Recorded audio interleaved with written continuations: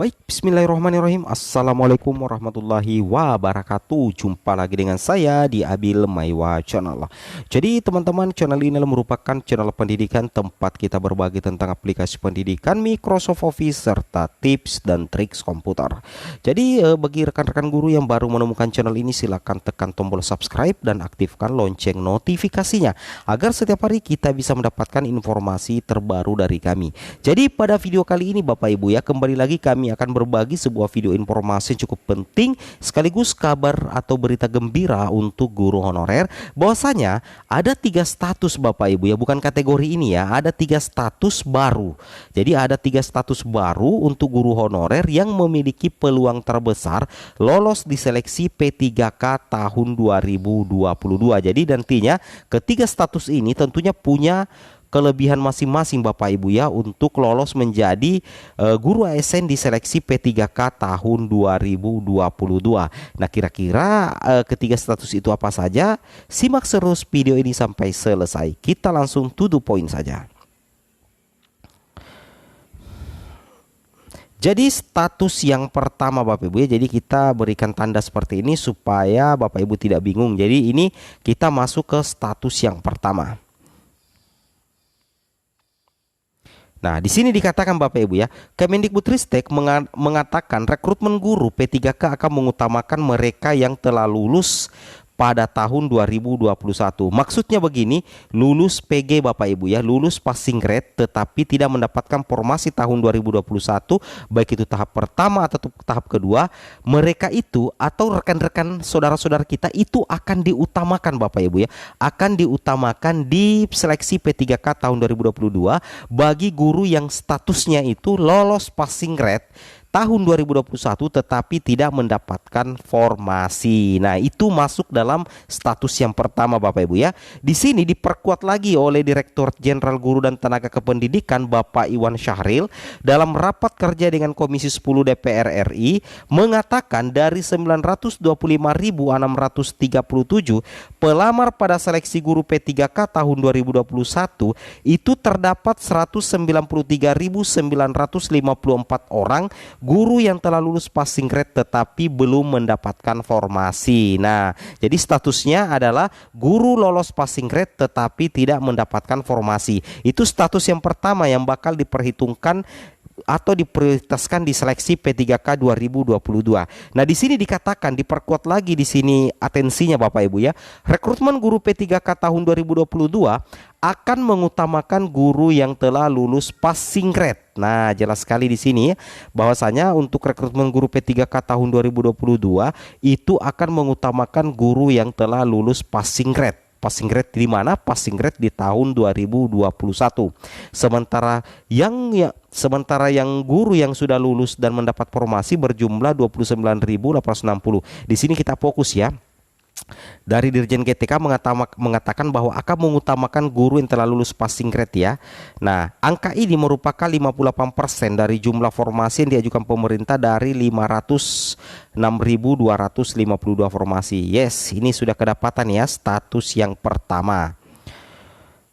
Kemudian di sini diperkuat lagi, ini menjadi catatan yang sangat penting bagi kita untuk kita perjuangkan supaya mereka mendapatkan formasi tanpa harus melalui tes. Sisa mendapatkan formasi tetapi tanpa dites lagi. Mudah-mudahan direalisasikan. Ini untuk status guru passing grade, lolos passing grade tahun 2021 tanpa formasi. Wow, luar biasa ya status yang pertama ini. Kita lanjut lagi untuk di sini sudah ya Bapak Ibu ya. Sekarang kita lanjut ke status yang kedua. Nah, di sini admin berikan batas ya. Jadi saat ini kita masuk materinya untuk status yang kedua. Jadi Bapak Ibu jangan beranjak dari video ini, tonton sampai selesai. Oke, kita lanjut ke status yang kedua. Nah, dari untuk status yang kedua di sini Bapak Ibu ya, kami fokuskan berdasarkan apa yang diutarakan oleh Kemenpan RB di rapat bersama Komisi 10 DPR RI. Di sini dikatakan membedakan proses seleksi guru honorer yang sudah mengabdi sekian tahun dengan rekrutmen baru. Nah, jadi intinya begini, untuk status yang kedua nantinya yang diprioritaskan adalah guru honorer yang memiliki pengabdian lebih dari minimal 3 tahun atau lebih dari 3 tahun Bapak Ibu ya, dan mengabdi di sekolah negeri. Nah, saya ulangi, jadi status yang kedua adalah guru yang memiliki pengabdian lebih dari 3 tahun dan mengabdi di sekolah negeri. Itu akan masuk salah satu prioritas juga untuk guru swasta Bapak Ibu ya, karena di sini akan dibedakan Bapak Ibu ya. Prioritasnya dalam bentuk apa? Di sini sudah kelihatan yang memiliki masa pengabdian berapa tahun itu akan itu proses seleksinya nantinya itu akan berbeda Bapak Ibu ya, atau dipisahkan dengan pelamar atau rekrutmen yang baru. Nah, ini Kemenpan RB yang langsung utarakan.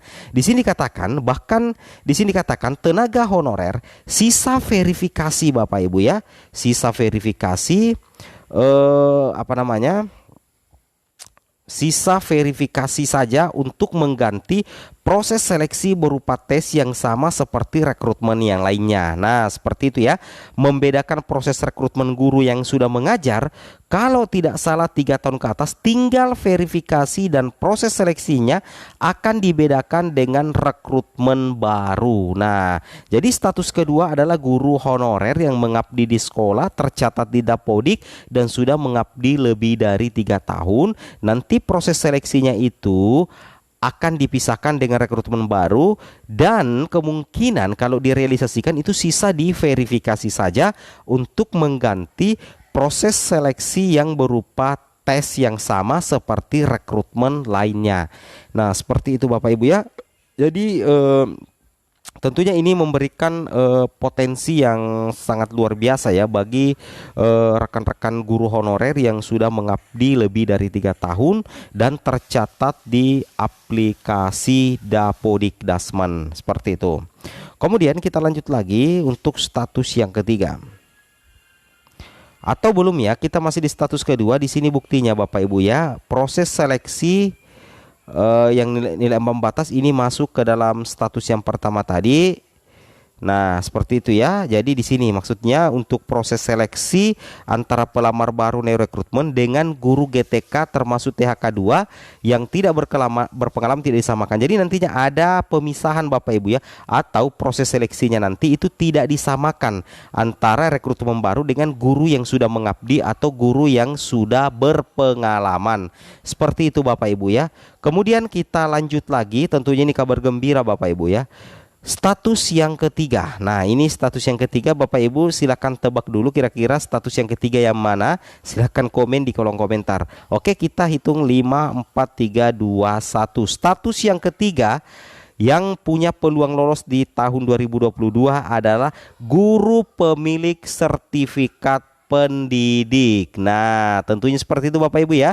Bagi rekan-rekan guru yang sudah PPG, guru honorer yang sudah PPG dan sudah mendapatkan sertifikat pendidik, maka Bapak Ibu itu punya senjata rahasia ya, maksudnya punya senjata rahasia itu sertifikat pendidik.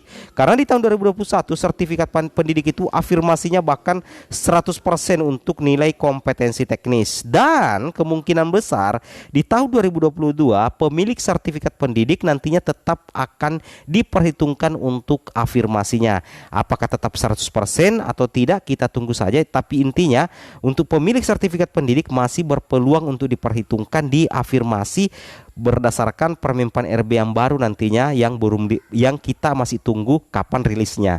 Seperti itu Bapak Ibu ya. Oke, mungkin cukup sampai di sini informasi dari kami terkait 3 status yang berpeluang besar lolos menjadi guru ASN P3K di tahun 2022. Semoga video ini bermanfaat. Jangan lupa like, comment, dan subscribe. Assalamualaikum warahmatullahi wabarakatuh.